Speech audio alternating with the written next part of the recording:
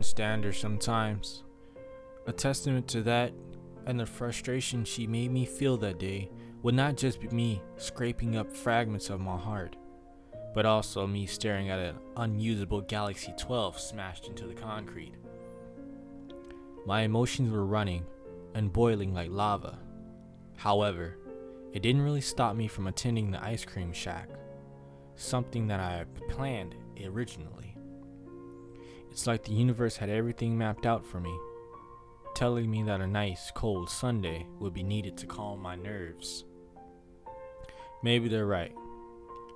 I just hope that I don't begin eating away my stress, in turn becoming a fat garbage disposal. As soon as I walked in, the music inside hit my ears. Something from the 50s, I'm guessing. They were going on and on about never walking alone. What the song was, whoever it was by, it seemed to fit the couple that were grinning and giggling at each other in the corner. Far corner. Both of them were sitting over a big stupid bowl of chocolate ice cream, with sprinkles all over it. I turned my head away while I was at the counter. I wasn't too sure what to get myself though. Caramel? Vanilla? Moose tracks maybe? Those were the questions I asked myself as the cashier stood there, staring at me like I had some kind of mental issue. I understand their silence. It's always respectful not to disturb a man while he's thinking, especially a man that's hurt. After a while, I heard the guy talking, throwing out warnings, but it wasn't directed toward me. His voice was panicky as ever. All of my attention was directed to him now. The look on his face, he was terrified. I followed his eyes, and they led me right to the couple in the corner. I froze up when I saw it, and I'd be damned if I were to insert myself into the altercation taking place. Call me a coward, but when I saw that man bash his girlfriend's head into the table repeatedly until she stopped screaming, I really wanted to break down. I never saw someone kill another person. The guy had to be that crazed. Something snapped because from the side of his face I could see foam oozing from his mouth, like some rabid dog.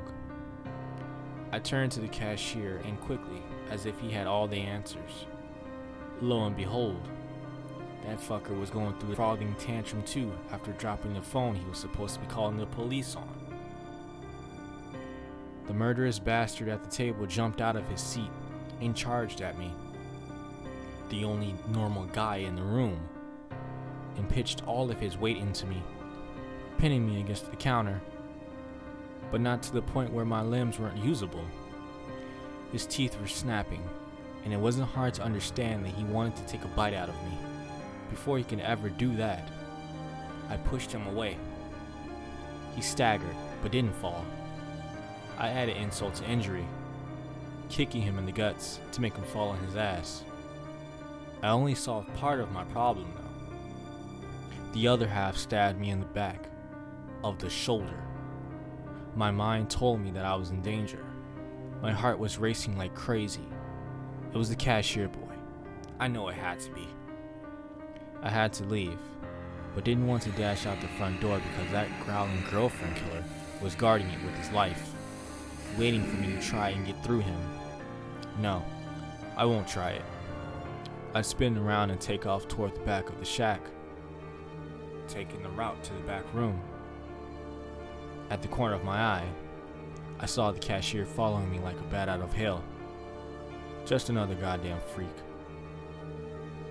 I needed a place to hide, and nothing appeared trustworthy but the freezer.